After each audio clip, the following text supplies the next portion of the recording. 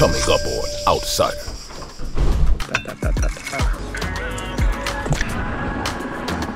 Yeah, power slide. Вау! Вижте какво е там. Здравейте, бригада! Аз бях планирал едно дълго видео с много приготовление, много тръпка, много емоция. Докато ме застигна един камион на работа, която върших до този момент. В момента часа е 5:30 след обед. Лъгът хижа, партизанска песен хижа, мазала Джаксъна. Труден технически, средно физически натварващ. Да, отпред пред хотела. Добре, чудесно. Така човек не може никога да има твърде много чанти, нали? И те всъщност никога не му стигат. Където и да ходя, аз си нося възглавницата, защото тя е анатомична, доста удобна. Основната е екипировъчна чанта. Аз си нося дори раницата в чантата, което е като чанта в чантата. Да отиваш там, където знаеш, че ще вали да си вземеш дъждобран, това е престъпно. Взел съм със себе си само най-необходимите 240 компонента на едно приключение. Добре дошли на борда на Outsider Express, хотел Никс, град Севлиево. И то ни казва 2 дни ходене. Предпочитаме автомобил. Задръстваме прекрасно.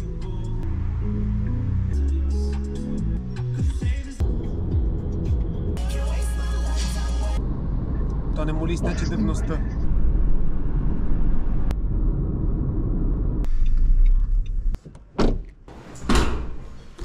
Паролата е написана вътре в стаята или?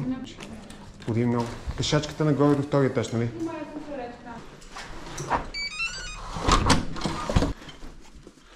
Прекрасно твърдо легло за двама.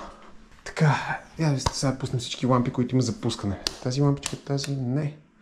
Така, тук.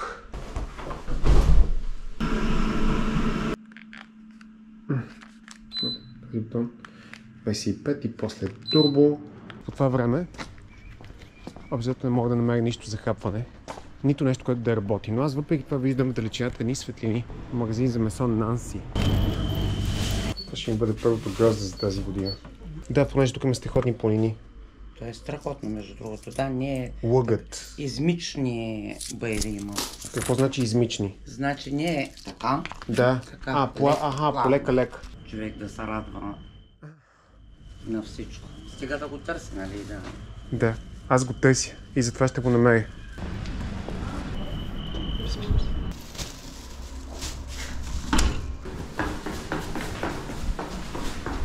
Тук обаче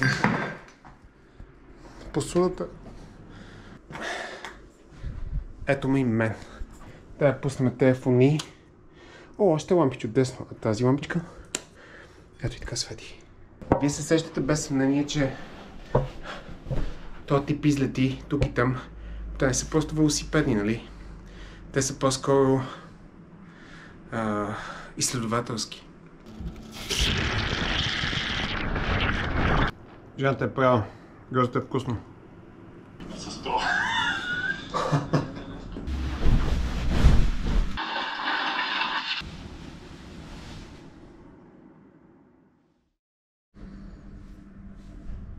Добро утро, Севлиево.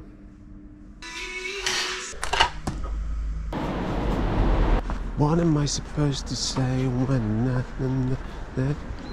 okay. Мястото се оказа на час от тук, не в непосредствена близост, така че една супа да изяде. Има ли къде по това време да изяде една супа, човек? Никъде.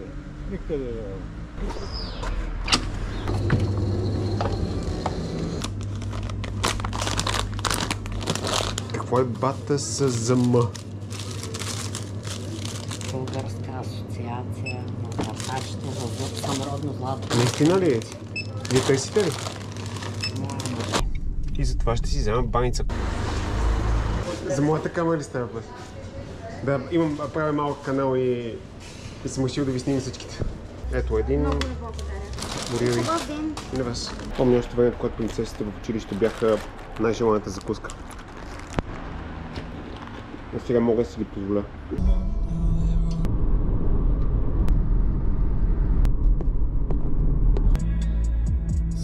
Мисля, че в момента се разиграва пореден епизод на сериал "Аз не съм на правилното място". О, не мисля, че изобщо съм на това място, я да видя.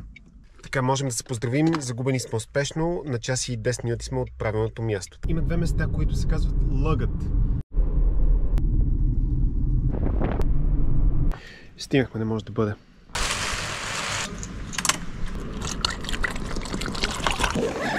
Сега тук ще запиша един клип, да не се очудите, ако сам си говори. Няма проблем. Най-новото е това тук и това тук. Това са двете най-нови неща. Таблица с килограмите, с това си измерих. Пише, че най-лесно се 6 на лава. Едно.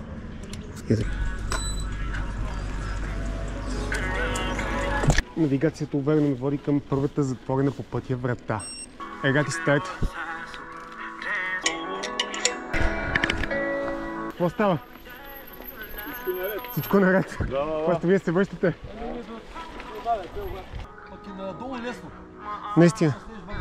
Да, може и така нормално, може и е така. То е доста благородено. Освен това не са природни дадености само.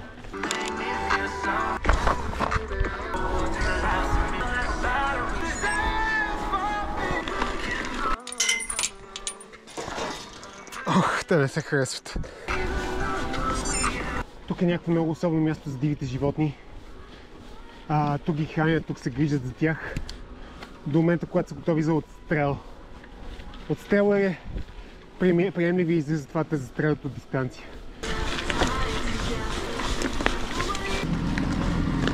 Това е най-дългото ми изкачване до сега 20 км.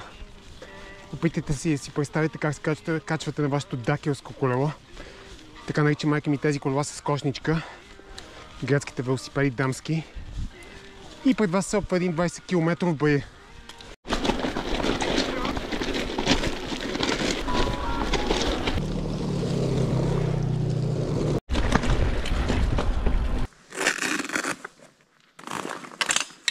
Има ли кочица, човек може да бъде спокоен, че тази вече няма да остане с сухо дупе. Има ли много до поляната?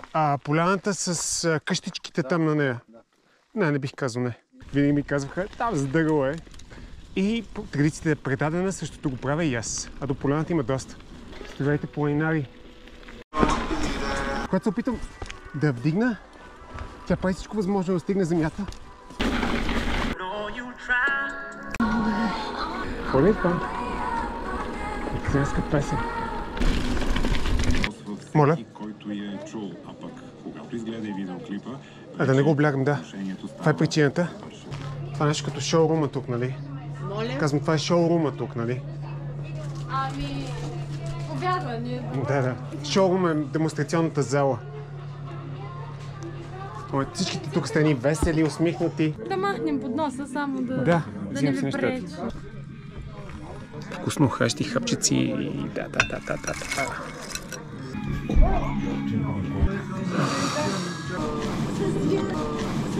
Ей, куче. То пък изобщо не реагира. Ти пазиш ли? Аз спомням как ставаше това нещо с карането. Леле, ако това е пътечката, би било жестоко.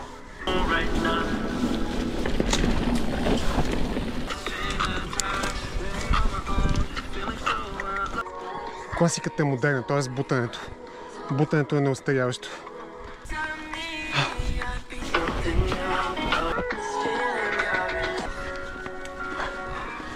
Здравейте! О, да! Здравейте! Здравейте!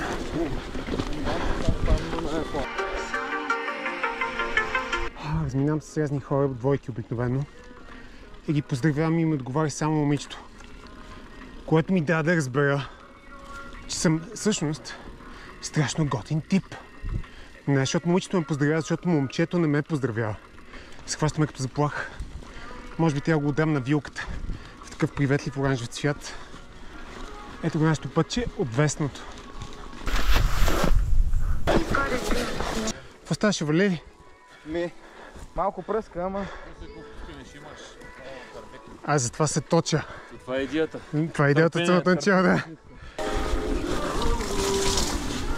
Малко спускане. Айде без протектор, един какво ще стане? О, много е красиво тук. Тая фраза никога не се изтъква, защото красотата никога не омръзва.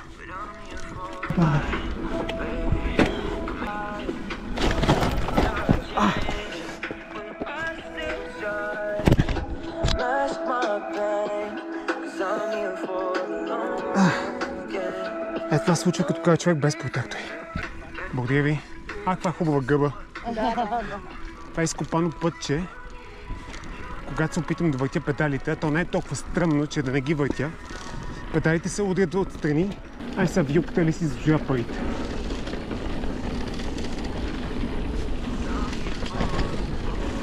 Чува се как работи, но не мога да я гледам.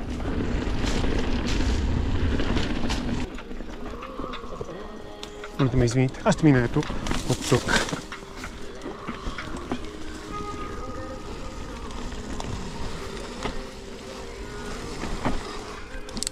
Няма да мога да го кача, може би, а може би ще мога. Успях. Yes!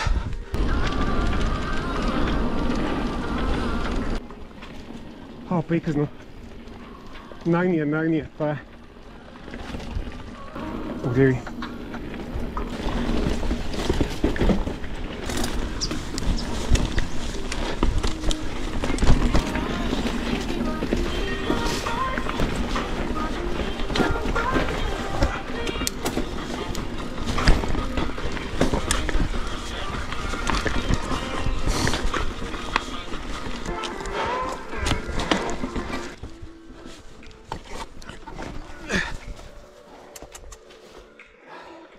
Каква глупост чак да падна.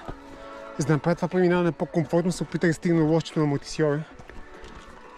И чак си чупя главата. И така е винаги. Аз не мисля, че има интелигентни падания. Здравейте. Има ли други? Други кое, значи не само аз съм.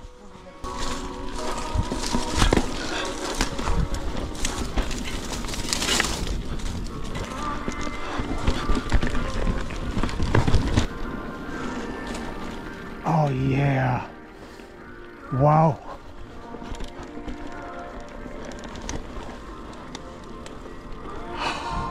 Изумително!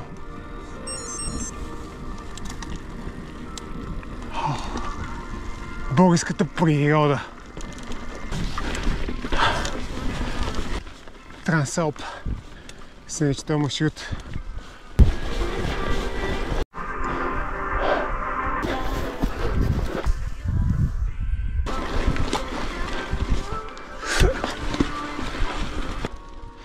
Изкачение 1115 метра над морска височина. Не е съвсем лошо. Аз мисля, че тази къщичка, още преди съм я видял, се класира 100% започналото звание хижа, за разлика от бистро, партизанска песен, където освен всичко хората бяха зверски нелюбезни. Привет!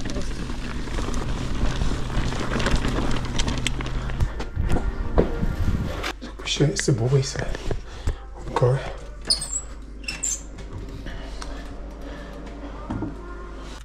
Тази въртичка? Да. Събуват ли се хората? Да. Чакай, от тук ли се взимат? Да. Я виж, ти първата хижа, в която съм виждал да се събуват. Първата? Не е ли първата? Аз толкова и съм ги виждал, да? Не. Като гледам там какво е... Ау, няма да имам време да видя хижата. Макар, че ми се искаше. Да, нямам време за поетика. А вие тук ще нощувате ли? Но вие сте лесен. Вие няма какво се стихувате. Той изобщо не изглеждаше така. Кога ще дойде? Ау, майко! Е тук. Ако все още гледате този клип, вижте какво става там. Там се изсипват някакви страшни дъждове и аз съм следващия. Малко се запеснах аз. Майко. Домакините просто са някакви нелюбезни, ама аз не си ходя много по хижи, ама ми се струва, че трябва да са по-някакси, по-гостоприемни. Тук ли? В партизанска песен. Ето е бурята. Ето мене тук. Как му казах на човека, че като сложих очилата и всичко светна в оптимистичен светлина. А какво е това? Не това е обраслото, едно гол. Нищо не е. Нищо не е. Може би не се виждаме за последен път. Довиждане.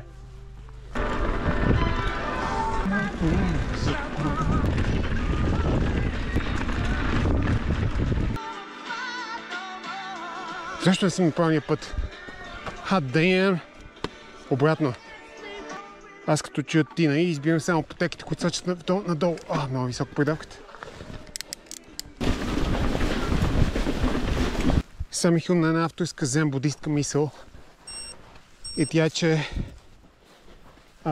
всяко спускане е просто началото на едно ново изкачване. Но пък изкачването е полезно на здравето, а както известно на науката, спускането е вредно, защото човек си чупи главата на него. Дъжд няма, хижата е там, но не ни е било писано този път да срещнем с нея. Човек не трябва да се връща там, където съдбата го е разминала с потенциално щастие.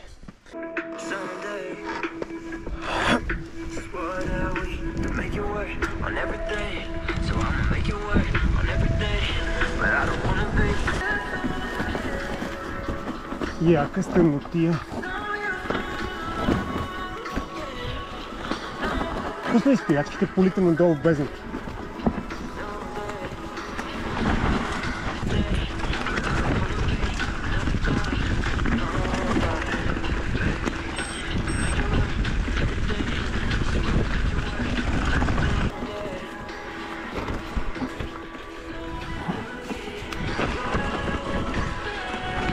Това е предвидено за скок.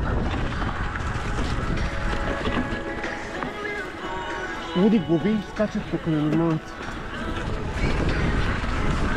И аз с тях. Високоскоростна пътека.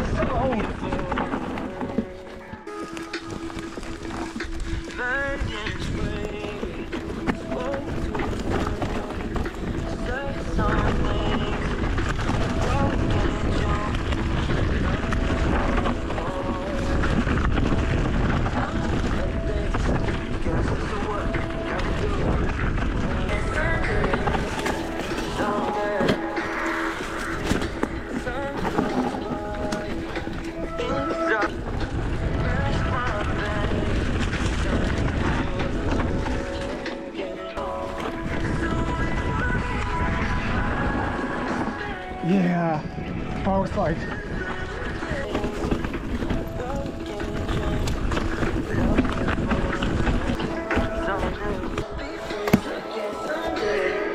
И какво ще стане? Не, тук не си е работа, това няма да го бъде.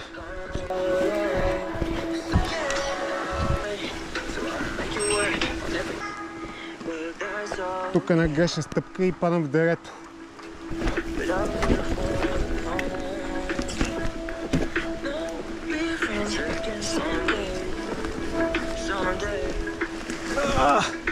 За това говорих.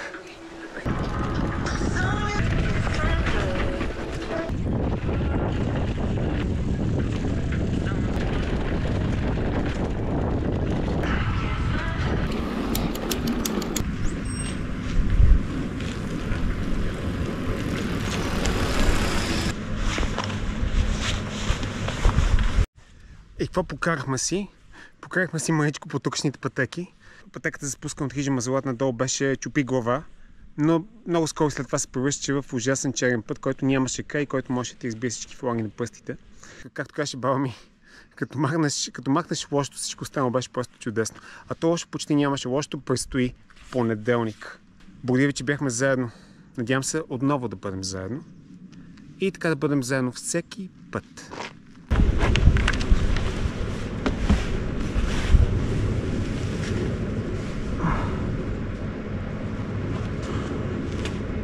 Сега, макар и да не съм го споменал изрично, малко ми е съвестно, че не успяхме да проникнем в хижа Мазалат и затова сега ще компенсираме с няколко утешителни кисели млека. Да, опръскай ми всичко в второто най-добро нещо след соледа.